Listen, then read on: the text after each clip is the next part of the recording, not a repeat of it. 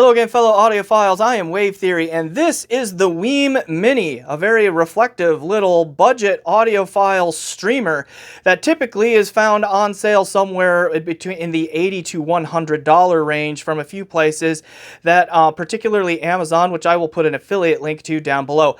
I bought this unit some time ago when it was on sale for $80, hoping to do a review. I'm finally getting to it, and I know that there's a lot of positive hype out there about this unit, and this is going to be one of those instances where I am on board with the hype. I think this is a really solid little unit. So right after Shameless self-promotion, we'll do an overhead view where I will dive into why this is an excellent entry-level option for audiophiles looking for a streamer on a tight budget. Hello. I'm one of the reasons that Wave Theory can't spend all of his money on audio gear.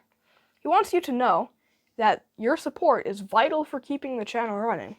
So if you enjoy Wave Theory's bussin' review riz and no-cap review style and want to encourage him to stay in the basement so I don't have to listen to his dad jokes as much, like the video and subscribe to the channel. You can also send him a donation on PayPal or sign up for the Patreon. Links are in the description. Now on to the review.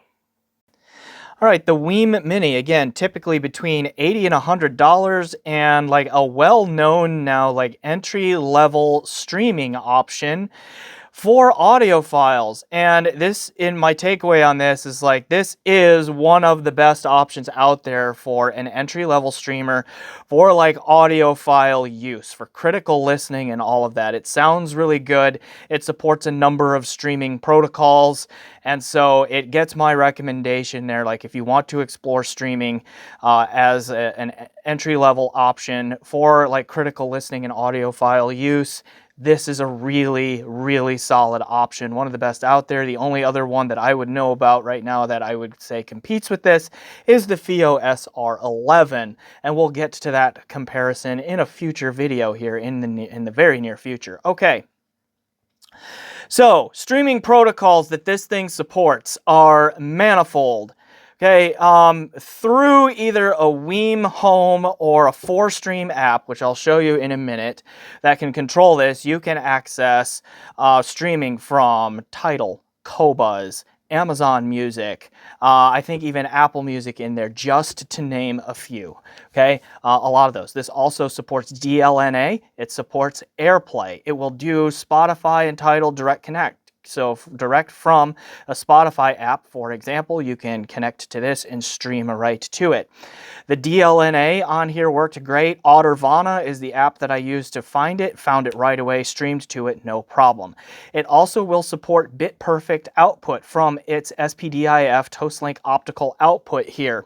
And it will handle up to PCM files up to 192 kilohertz output, and it will also do DSD over PCM, so you can actually stream DSD to this and output it there into a device that supports DSD over PCM as well. Okay, touch-sensitive controls here on the top. This surface right here you see is very highly reflective. It does get like little tiny scratches and smudges on it really easily, so just beware of that as you use it there. There is a DAC on this. That's why there's a 3.5 millimeter auxiliary output here, and then you can also do an input on this thing, analog input pass-through on there as well. The power is just 5-volt DC Type-C right there. I connect it to any kind of phone charger or that kind of thing that does a 5-volt DC power. Let me show you the controller apps on there because you actually have a couple of options. All right, get my iPad out here and also turn off the overhead light because that will reflect right off this screen in a big way on this thing. Okay. You can control the Wiim Mini here either from the Wiim Home app, okay, which I have opened to Qobuz here right now. Okay, so that's how you access that. But look at all of those streaming platforms that this thing supports here, just to name a few. I mean, all kinds of good stuff on there that can be supported through there. So you can use the Wiim app and control it that way. Alternatively, you can use the 4Stream app, which honestly, is this the same app? I mean, I kind of think that it is. And this one is currently set to be connected to my Auralic S10 Plus, but it usually has no problems finding the Wiim Mini in there either, or controlling it that way. So app control allows you a lot of streaming flexibility from the streaming services anyway, in through this device if you want. But then again, also supports AirPlay, also supports DLNA. So lots and lots of options where you're able to stream to this thing. So it is quite flexible on the software side. All right, so let's talk like performance and sound there. I should mention that it connects via Wi-Fi. Like you see, there is no Ethernet connector port on this thing, so it is going to have to connect to your Wi-Fi network. All right, and then to test the sound on this, I tried a few different systems. So I mostly used the optical output to go into either a Schiit Bifrost 2/64 or a Cord Hugo 2. The Bifrost would have been connected to an Aoun S17 Pro headphone amp, and then various headphones from there, and then also from the Cord Hugo 2, various headphones after that to check that. So again, it does support bit-perfect audio output, and that is a contrast to the recently reviewed Audiophiles S10 Plus here, in that this will, whatever comes in up to 192 kilohertz PCM files or DSD64 will get spit out from the optical output there, okay, or onboard DAC decoded. The onboard DAC is okay. It's smoother and less fatiguing. Whoops, that's that one. It's smoother and less fatiguing than I expected. There was not a whole lot of sharp treble and all of that kind of stuff, but still the real star of the show here. And for audiophile use, I think you're going to want to use the optical output. I was really struck by how clean, clear, smooth, and refined the sound was from this unit.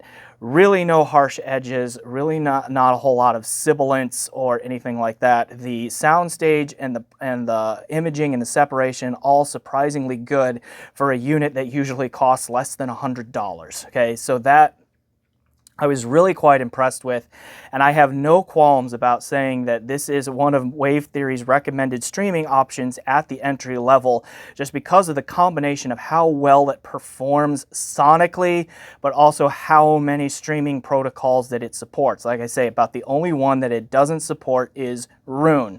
So if this had Roon support on it, even if it costs another $10, $15, $20 to get that done, knockout device, okay? Like really solid on that. So I don't really feel the need to keep going on waxing about how good it is, other than like it's neutral, it's clean, it's smooth, and it's well performing in the sound. I just, for the price, I have no complaints there. It's an easy to use device. It supports a wide range of streaming protocols. Gets my recommendation. Okay, so this is a quick short video on the Wiim Mini Streamer. All the good things that you've heard about it are basically true, best I can tell. All right, so we will just move on. The next video here is going to compare these two and the FiiO SR11, which is another budget streamer out there. So I'm kind of making a little series out of these mini streamers here. So stay tuned for that. That's going to be up next. I am Wave Theory. This has been my review of the Wiim Mini Streamer right here. Under $100, great option to get you started in the world of streaming. Please remember to like, subscribe, comment. If you haven't already, please check out my PayPal, my Patreon. Generally do those things you do to support YouTube channels. And as always, enjoy the music.